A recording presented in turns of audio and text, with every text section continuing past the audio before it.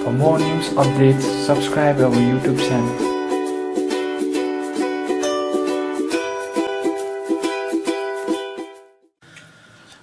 आज 15/3/2019 को दिन अब सबैको एउटा जिज्ञासा कौतूहल कि एउटा अल पार्टी मिटिङको निचोड निकाल्ने दिन थियो। 13 तारिक एउटा मिटिङ गरिसकेपछि 15 तारिक एउटा कन्सेन्सस क्यान्डिडेटको घोषणा गर्ने यस्तो निधो थियो। तर दुर्भाग्यवश कतिवटा राजनीतिक कारणहरूले गर्दा आफ्नो पार्टीको प्रब्लम्सहरूले गर्दा यो अल पार्टी मिटिङ आज हुन सकेन। तर भए पनि जिएनएल पार्टीले आज एउटा इम्पोर्टेन्ट स्टेयरिङ कमिटीको जरुरी बैठक यहाँ आफ्नो सेन्ट्रल पार्टी अफिसमा हामीले डाकेको थियौँ। र किन यो अल पार्टी मिटिङको एउटा कन्सेन्सस क्यान्डिडेट हुन सकेन भन्नेमा हाम्रो पार्टीभित्र नै चर्चा परिचर्चाहरू भयो। यो मिटिङ किन हुन सकेन त्यसको कारणहरू छ। किनभने अल पार्टी मिटिङमा एक नम्बर त सिपिआरएमको तर्फबाट आरबी राईज्यूलाई 10 तारिक नै अब एउटा क्यान्डिडेट डिक्लेयर गरिसकेका छन् उनीहरूले।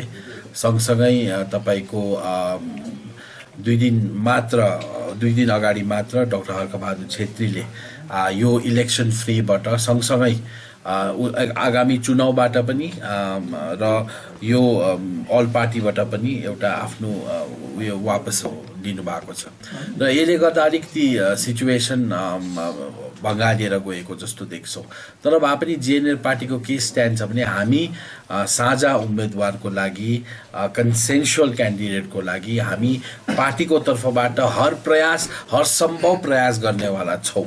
र आज हाम्रो स्टेयरिङ कमिटीमा सर्वसम्मति अनुसार यही नै भयो कि अन्तिम घडीसम्म till the 11th hour GNL पार्टीले कन्सेन्सुअल क्यान्डिडेटको लागि पहल गरिरहेको हुन्छ। हो यस्तो हो कि अब 23 देखि त नोमिनेसन भरिन्छ। अब नोमिनेसन भर्नु त जसले पनि, किनभने एउटा नोमिनेसन भएपछि विथड्रलको डेट पनि हुन्छ। र यो सब चिजहरू छ हाम्रो हातमा। मोटामोटी 23सम्म 8 दिन जस्तो छ, आज ल्याएर हप्ता दिन भनौँ। र यो भित्र पनि इम्पोर्टेन्ट पोलिटिकल डेभलपमेन्ट्सहरू हुनसक्छ। र जिएनएल पार्टीले अहिले पनि भन्दैछ our doors are open to all. Vinay Tamang र अनित थापा एन्ड ग्रुप, अहिले म गोर्खा जनमुक्ति मोर्चा भन्दिनँ, टिएमसी पनि भन्नु मिल्दैन यिनीहरूलाई। यिनीहरू इन्डिभिजुअल प्राइभेट लिमिटेड कम्पनी भयो। विनय, अनित, अमर एन्ड ग्रुपलाई हराउनु हामी, मैले भनेको छु, यमराजसँग पनि हात मिलाउनु तयार छौँ। र अहिले राजनीतिमा तुरुकको पत्ता चाहिँ खोलिहाल्नु हुँदैन। जिएनएलको यही खुबी छ। अब गेम अफ कार्ड्समा सानो कार्ड हुनेहरूले त आफ्नो पत्ता खोलिहाल्छ र प्याक पनि गरिहाल्छ। त्यस्तो 2-3 जना प्याक भइसक्यो दार्जिलिङ पहाडमा। एउटा पार्टी अस्ति 10 तारिक प्याक भयो, 2 दिन अगाडि एउटा पार्टी प्याक भयो, हिजो मात्र एउटा जिएनएफ जस्तो एउटा कलर भएको पार्टीले पनि एउटा क्यान्डिडेट देख्छ, त्यो उनीहरूले प्याक गरिदियो। आफ्नो क्यान्डिडेट दिनु भनेको कार्ड प्याक गर्नु हो। र अब गोर्खा जनमुक्ति मोर्चा भन्ने त यहाँ एउटै देखा पर्दैछ, इलेक्सन कमिसनले रेकग्नाइज गरेको। यो पहाडको ओरिजिनल टिएमसीहरूले पनि तलबाट टिकट ल्याएर आएको छ। र यिनीहरूलाई हराउनु चाहिँ पहाडको सबैभन्दा ठुलो अब्जेक्टिभ। यसपालि यिनीहरूलाई मैले बारम्बार भन्दैछु, यिनीहरूलाई चाहिँ यसपालि गोर्खाले हराउनुपर्छ, कुनै पोलिटिकल पार्टीले होइन। पोलिटिकल पार्टीले आफ्नो क्यान्डिडेट दियो भने गोर्खाहरूले चाहिँ यिनीहरूलाई हटाउनुपर्छ। यिनीहरूले हटाएनौ भने चाहिँ गोर्खाको अस्मिता, गोर्खाको अस्तित्व, गोर्खा भन्ने शब्द, गोर्खाको सपना, गोर्खाल्यान्ड सबै यो भूमिभित्र दफ्न भएर भूमिपुत्र होइन भूमिभित्र दफ्न हुनेछ। र भूमिपुत्र सबैले भन्छ। मैले भनेको छु अस्ति पनि, यस्तो भूमिपुत्र भयो भने हे भूमि, यस्तो भूमिपुत्रहरू यो भूमिमा नपठाइदिनुहोस्। गद्दारहरू, मिर्जाफरहरू, जयचन्द जस्तो यस्तो भूमिपुत्र चाहेन। बरु बारकै पुत्र रहोस्, भारतीय पुत्र रहोस्, जसले यो माटोको लागि भलो चिताउने पुत्रहरू ल्याएर हामी उहाँलाई विजय बनाउँछौँ। तर आफ्नै जमिनमा जन्मेको यो गद्दार मिर्जाफरहरू, जयचन्दहरूलाई हामी हराएर पठाउँछौँ। र तपाईँको मेन टार्गेट चाहिँ को छ? हाम्रो मेन टार्गेट त यो गद्दारहरूलाई हराउनु हो। 1 नम्बर टार्गेट चाहिँ गद्दारहरूलाई पहाडमा हराउनु हो। अरू सब कुरा सेकेन्डरी भएर जान्छ। यहाँ गोर्खाल्यान्ड पनि सेकेन्डरी, 6 शेड्युल पनि सेकेन्डरी, गद्दारहरूलाई चाहिँ हटाउनु पर्यो नि त। मेन त यहाँनिर आफ्नो बडी स्वास्थ्य हुनुपर्छ। यहाँ बडीमा लागेको क्यान्सर रोगलाई त हटाउनु पर्यो नि। हो हेर्नुहोस्, मूल मुद्दा त गोर्खाको स्वाभिमान, आफ्नो आत्मसम्मान 1 नम्बर अब्जेक्टिभ हो। मूल मुद्दा त अब तपाईँले जे मान्नुहुन्छ त्यो हुन्छ, तर हाम्रो चाहिँ यिनीहरूलाई हराउनु हो। तपाईँले कसरी इन्टरप्रेट गर्नुहुन्छ त्यो तपाईँहरूमाथि। जस्तो तपाईँले पहिला तपाईँले नि टिएमसी एलायन्स गरेको भन्ने उनीहरूको छ र आज मोर्चाले गर्दा चाहिँ तपाईँहरूलाई चाहिँ किन उनीहरूलाई चाहिँ किन हेर्नुहोस्, हाम्रो अलायन्स भनेको चाहिँ हामीले उनीहरूलाई सघाएको हो। त्यो चाहिँ पोलिटिकल अलायन्स हो। यिनीहरूले चाहिँ भन्दैछ पोलिटिकल लभ। विनय तामाङले एउटा नयाँ शब्द जन्मायो, पोलिटिकल लभ। हामीले लभ जिहाद भनेको सुनेको नि युपीतिर होइन, तर यहाँ त पोलिटिकल लभ पो अरे। आम्मा बुढाबुढी जस्तो भनेर भन्दै थियो। एलओभी पोलिटिकल लभ। हाम्रो पोलिटिकल लभ सब विनय तामाङजीको स्टेटमेन्ट हो। हाम्रो चाहिँ पोलिटिकल लभ होइन नि त। अमर राईले फेरि भन्छ पोलिटिकल एक्सिजेन्सी। के भनेको एक्सिजेन्सी? यो कन्टिन्जेन्सी हो, पोलिटिकल कन्टिन्जेन्सी, पोलिटिकल कम्पल्सन हो। यिनीहरूले यो ठुल्ठुलो शब्द लाएर यिनीहरूले डिली ड्याली गरेर यो मेन चिजलाई चाहिँ यिनीहरूले भड्कालोमा उयो गर्नु खोज्दै। हाम्रो त्यति बेला निड अफ द आवर हो। हामीले भाइचुङ भुट्टालाई सघाएको थियौँ, तर हाम्रो क्यान्डिडेट बेचेर उसको टिकटमा त उठाएको थिएनौँ नि त। त्यहाँ त फरक छ नि त। हाम्रो क्यान्डिडेट बेचेर, कम्प्रोमाइज गरेर, आन्दोलन बिथोलेर, जनआकाङ्क्षालाई दबाएर बेचेर हामीले कुनै कम्प्रोमाइज गरेको छैनौँ। यिनीहरूले कम्प्रोमाइज गरेको छ तपाईँको मान, मेरो मान, सम्मान, प्रतिष्ठालाई बेचेर। हामीले त त्यति बेला एउटा पहाडमा हामीलाई कसरी, किनभने त्यति बेला थाहा थियो के थियो म बताउनु पर्दैन। त्यति बेला सुभाष घिसिङले लिएको डिसिसन र यिनीहरू गद्दारहरूले लिएको डिसिसनमा चाहिँ जमिन आसमानको फरक छ। यिनीहरू जेएनएलएफ पार्टीको अन्तिम समयसम्म पनि पहल छ कि हामी एक हुनुपर्छ, गोर्खाले एक भएर भोट गर्नुपर्छ भन्ने हाम्रो यही माग छ।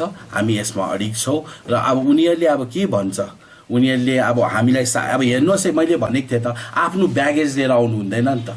यहाँ त सबै लोभी देख्यो, छली देख्यो, कप्टी देख्यो, महत्त्वकाङ्क्षी देख्यो, आफ्नो पोलिटिकल इगो। अब हेर्नुहोस् है, डाक्टर हर्कबहादुर छेत्रीको नाम म लिनु चाहदिनँ। वरिष्ठ नेता हो, आफ्नो पार्टीको अध्यक्ष हो, इन्टेलेक्चुअल हो, तार्किक हो, तर भए पनि उहाँले बिचमा यसरी छोडिदिनु भयो। त्यसको के अनुमान लाउनु भन्नुहुँदैछ एउटा मौका थियो, एउटा सुनौलो मौका थियो। अब उहाँले किन छोड्नु? मौका थियो भने त कसैलाई मौका दिए। हर्कबहादुर छेत्रीको विषयमा चाहिँ म अनुमान लाउनु सक्दिनँ। देवी देवताको विषयमा म अनुमान लगाइदिउँला है, भूत प्रेतको विषयमा पनि म अनुमान लाउनु सक्छु, तर डाक्टर हर्कबहादुर छेत्रीको राजनीति चाहिँ मैले अहिलेसम्म बुझेको छु। हेर्नुहोस्, यो पालि हेर्नुहोस्, त्यो गरेको एकदमै राम्रो हो, त्यो गरेको राम्रो। हाम्रो यो पालि मैले भने त हाम्रो मुद्दा भन्नाम ठुलो जातिको मुद्दा हो। मेरो मुद्दा, उहाँको मुद्दा, तपाईँको मुद्दा भन्नाम ठुलो जाति। जाति बाँचे मुद्दा बाँच्छ त, गोर्खा पहाड बाँचे पो मुद्दा बाँच्छ। यो स्टेटमेन्ट कहिलेको हो? हिजोसम्म त मेरोबाट त आएको छैन। आम सरी, मैले यो पालि क्लियर स्पष्ट हो। राजनीति डाइनामिक हो, घन्टा घन्टा प्रतिपल समीकरणहरू बदलिँदै जान्छ। तर अमर सिंह राई जब क्यान्डिडेट डिक्लेयर भयो त्यति बेलादेखि हाम्रो एउटै कुरा हामी भट्ट्याउँछौँ, जातिको मुद्दा इम्पोर्टेन्ट हो र जातिको मुद्दालाई जिताउनुको लागि, जातिलाई जिताउनुको लागि हामी रावणसँग पनि, हामी यमराजसँग पनि या देवराजसँग पनि हात मिलाउनु रेडी छौँ। 6 शेड्युल मुद्दालाई, अहिलेको घडी गोर्खाल्यान्ड मुद्दालाई, त्यो सेकेन्डरी कुरा हो। यिनीहरूलाई हटाउनु पर्यो, किनभने जाति खतरामा छ, आज माटो खतरामा छ। त्यो तपाईँले हामीले बुझ्नुपर्छ नि हौ। तपाईँहरूको साथ टिएमसीको कोही सम्पर्क भएको छ कि कोही सोधेको छैन तपाईँहरूले? सम्पर्क त थुप्रैले गर्छ अब, तर हामीले बुझेको छौँ नि त। योपालि हाम्रो सम्पर्क छ, योपालि जनतासँग छ र जनताको आवाज अगाडि बढाउनको लागि हामी जनतासँगै कम्युनिकेट गर्दैछौँ। जनताले के भन्नु खोज्यो प्रत्यक्ष छ नि त, प्रत्यक्ष छ। पार्टीको इन्ट्रेस्ट सेकेन्डरी भएर गयो, जातिको इन्ट्रेस्ट प्राइमेरी भएर गयो। तपाईहरुलाई त्यो बेकारको कुरोहरू उनीहरूको एउटै कुरो हो कि जिटिएलाई कन्स्टिट्युसनल ग्यारेन्टी दिनुपर्छ भन्ने कुरो हो। त्यस्तो कन्स्टिट्युसनल थोत्रे कन्स्टिट्युसनल ग्यारेन्टी त हाम्रो डिजिसीमै थियो नि त। कन्स्टिट्युसनल ग्यारेन्टीको कुरा होइन। अहिले हाम्रो मुद्दा हो गोर्खा जातिलाई बचाउने। तपाईँ र मलाई ठुलो सङ्कट आइरहेको छ र मेन कुरो यो हो गोर्खा जातिलाई एक गर्नुपर्ने, गोर्खा जातिको आत्मा, मान, प्रतिष्ठा, स्वामित्व, स्वाभिमान जे भन्नुहुन्छ गोर्खा जातिको चिनारी बचाउनुको लागि, भूमि बचाउनुको लागि हामी एक भएको हुनुपर्छ। त्यो पहिला तपाईको यसमाथि भनाइ के छ? हामीले थप बल दिएको थियो उहाँको आन्दोलनलाई। हामीले आफ्नो आत्मीय मुद्दा जब यहाँ पहाडमा गोर्खाल्यान्डको आवाज भयो, जन आकांक्षाको अनुरूप कुनै कार्य भयो, त्यति बेला जिएनएलएफ पार्टीले हामीले जहिले पनि उहाँलाई साथ दिएको छौँ या साथ दिनु नसकेको आइडियोलोजिकल डिफ्रेन्स हुँदा हामीले बाटो छोडेको छौँ। सुभाष घिसिङज्यू 2007 मा चुपचापसँग गएर जलपाइगुडीमा बसिदिनु भयो, बाटो खाली गोलमा पनि उहाँले गोल गर्नु सकेन। कसको गल्ती हो? यहाँ 2017 मा आन्दोलन भयो, क्याप्टन नै अब उनीहरूको इन्टरनल म्याटर हो, म बोल्नु चाहदिनँ। क्याप्टन नै गायब भइदियो है। भरै यसो हेर्दा त अब यहाँनिर त अन्त अर्को क्याप्टन पो प्रोजेक्ट भएको रहेछ है। अब यस्तो कुरोहरू छ। हामीले आन्दोलन कहिले पनि बिथोलेको छैनौँ। तपाईँले कुन सन्दर्भमा कुरा गर्नुभएको मैले चाल पाएँ, त्यो चिठी लेखेको कुरा आउँदैछ। चिठी लेख्नु अगाडि त यही अमर सिंह राई, सरिता राई र रोहित शर्मा त खुट्टा रोक्नु पुगेको नि त। त्यहाँनिर वार्ताको लागि यिनीहरूले इनिसिएट गर्नु गएको, यिनीहरूले चिठी पठाएको पनि थियो, त्यो त पढिँदैन नि त। स्टेट गभर्मेन्टले इम्पोर्टेन्स दिएको थिएन त्यति बेला, किनभने चाल पाएको थियो यिनीहरू आन्दोलन गर्ने, यिनीहरू आगो लाउने, यिनीहरू पिडिपिपी एक्टमा पक्रिने, यिनीहरूले बम पड्काउने, फेरि यिनीहरूले नै एक पक्षले शान्तिको लागि पहल गर्ने। यिनीहरूले नगर्नु सक्दा, असहाय हुँदा, होम मिनिस्ट्रीमा गएर हामी स्वयं भेट्दा होम मिनिस्ट्रीले पनि स्टेट गभर्मेन्टबाट आउनु भन्दा पो हामीले बाध्य भर्यो पहाडलाई बचाउनुको लागि चिठी लेखेको हो। त तपाईले राजनीतिमा भनेको अब क्रामाक्पा पार्टी हामी भन्दा कान्छो हो।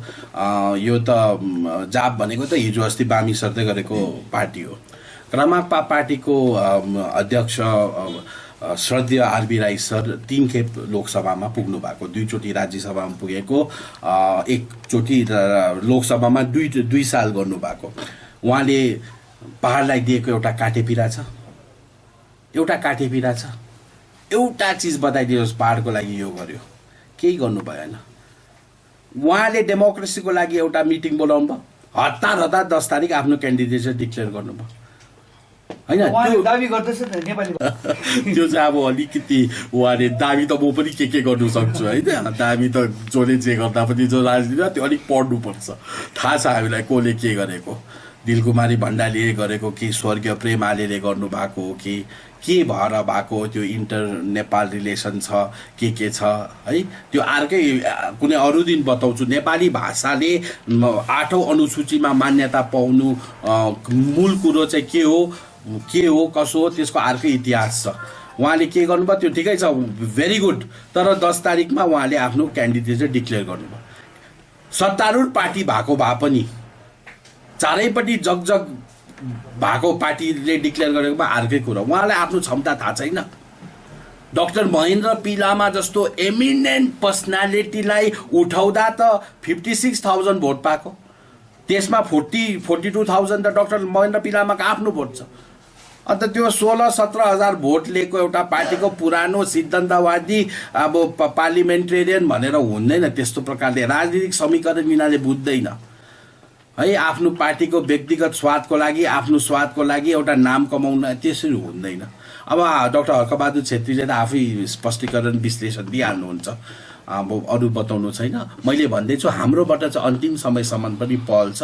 हाम्रोमा कुनै कसैको ब्यागेज छैन, हाम्रो डोज आर ओपन। हामी यसपालि एकदमै एउटा यस्तो भूमिपुत्र पनि म भन्दिनँ, भूमिपुत्री पनि भन्दिनँ, कन्डिसन पनि छैन, तर हामीले यो गुटलाई चाहिँ हराउनुपर्छ होइन। एउटा चर्चाको एउटा ठुलो पार्टी हो, जिएनएलएफ ठुलो पार्टी हो, प्रेसिडेन्सियल पार्टी हो। यसमा कसलाई प्रायोरिटी दिन्छ त्यो इम्पोर्टेन्ट होइन।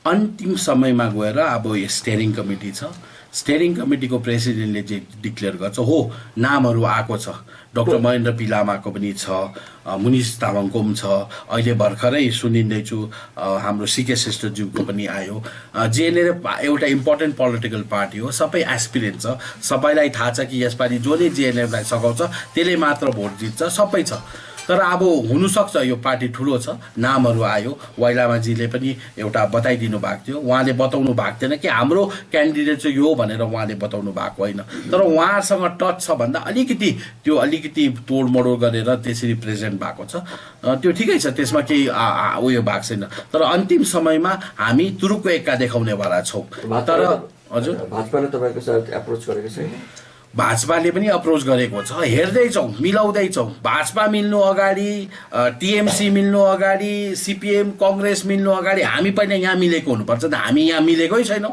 अन्त ठुल्ठुलो राष्ट्रिय दलहरूको लागि हामी यहाँ मिलेपछि हाम्रो बार्गेनिङ पोइन्ट हुन्छ त सबै छ हाम्रो उयसमा वी आर ओपन खुला डोर ओपन विन्डो सबै ओपन छ हामी र तर सबलाई हामीले प्राय तर यिनीहरूलाई हराउनु सक्ने फोर्स हुनु पर्यो ढिलो भएको छैन ढिलो हुँदैन राजनीतिमा ढिलो हुँदैन क्षेत्रीय दलहरू आएको छैन 11 आवरमा हामी स्ट्यान्ड क्लियर गर्छौँ त्यो सन्दर्भमा हामीले त्यही पार्टीलाई जिताएको हुन्छौँ जसले यो पार्टीलाई एउटा एकदमै यो पार्टी जुन छ मैले भनेको छु त यो पार्टीलाई हराउनु मात्र होइन फोरफिट गराउनु हो अहिले त अस्ति 1.5 लाखदेखि लिएर 2 लाख पुग्यो अब म भन्छु अब 1.5 लाख 2 लाखको कुरा चाहिँ होइन फोरफिट हुन्छ जमानत जब गराउने हामी पोजिसनमा भाजपाले त रूल भन्दा ठुलो गोर्खा जाति हो अध्यक्ष मोहन घिसिङले स्पष्ट गरिदियो पार्टी भन्दा जाति ठुलो जाति भन्दा माटो 6 शेड्युल त पार्टीको कुरा त बुझ्नु भएन